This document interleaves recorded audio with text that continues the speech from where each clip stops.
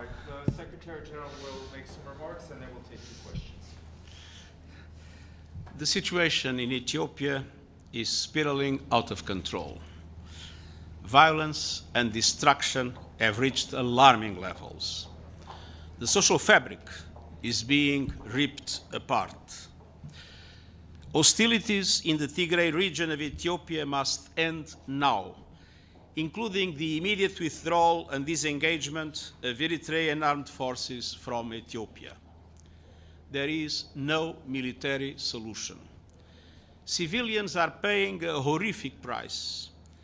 Indiscriminate attacks, including in residential areas, are killing more innocent people every day, damaging critical infrastructure, and limiting access to vital services. Hundreds of thousands of people have been forced to flee their homes since hostilities resumed in August, many of them for the second time. And we are also hearing disturbing accounts of sexual violence and other acts of brutality against women, children, and men. All parties must adhere to their obligations under international humanitarian law. Civilians must be protected, and so too humanitarian workers who are being attacked and even killed delivering life-saving humanitarian aid. The level of need is staggering. Even before the resumption of hostilities, 13 million people required food and other support across Tigray, Amhara, and Afar. Deliveries of aid into Tigray have been suspended for more than 7 weeks, and assistance to Amhara and Afar has also been disrupted. All parties must allow and facilitate the rapid and unimpeded passage of humanitarian relief for all civilians in need. The United Nations is ready to support the African Union in every possible way to end this nightmare for the Ethiopian people. We need the urgent resumption of talks towards an effective, lasting political settlement. And the international community must rally together now for peace in Ethiopia. James? James Bays, Al Jazeera. Could I first ask you on Ethiopia? You say there is no military solution, but the Ethiopian government and the Eritrean forces believe they are close to victory. And secondly, if I could ask you on Haiti, why is an international force needed? And are you close to getting countries coming forward, stepping up to provide such a force? Well, first of all, the problem with wars is when both sides think they can win the war. And we have had episodes in which both sides have affirmed that conviction. My belief is that there is really no military solution. And it's important to think about the need to reconcile the communities that have been so dramatically impacted by this war. Now, in relation to Haiti, we live in an absolutely dramatic situation.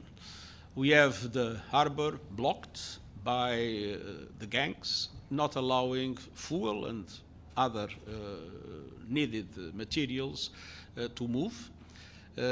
We have, because of that, no fuel in the city. Having no fuel, there is no water. And we have an outbreak of cholera. And you know that the treatment for cholera, the most important is hydration.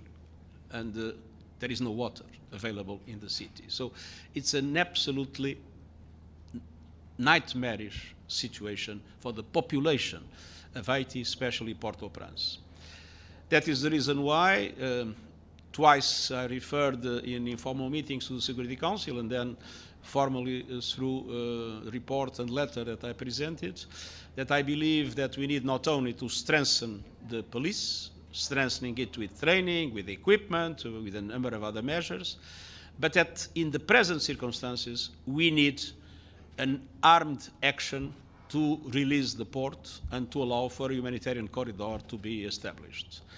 I'm talking of something to be done in support of the Haitian police, and I'm talking of something to be done based on strict humanitarian criteria, independent of the political dimensions of the problem that need to be solved by the Haitians themselves. Sherwin? Thank you. Sherwin Bryce-Pease, South African Broadcasting. Secretary General, there are two issues in the Security Council. There's an argument that says this is an internal matter and sovereignty needs to be respected. And then there's also the space to allow the African processes to play itself out here. Is it time for the Security Council to take a more active role in terms of sanctioning members, resolutions, for example, as it pertains to what is happening But in you are Ethiopia? referring to which of To the situation in Ethiopia. in Ethiopia? There's been an argument that this is an internal matter and the Council doesn't have any purview given its role in terms of international peace and security, and also to give the Africans the space to solve their own problems. Is it time for greater action from this Council? Well, I do believe that this conflict, which essentially was born as an internal conflict, today has an international dimension. You have Eritrean forces inside Ethiopia. You have a delicate situation in the border of Sudan. So this is something that needs to be seriously considered by all entities, including the Security Council. Thank you very much. Thank you very much. Mr. Secretary General, when you say armed action, what you said that there should be an armed action in Haiti.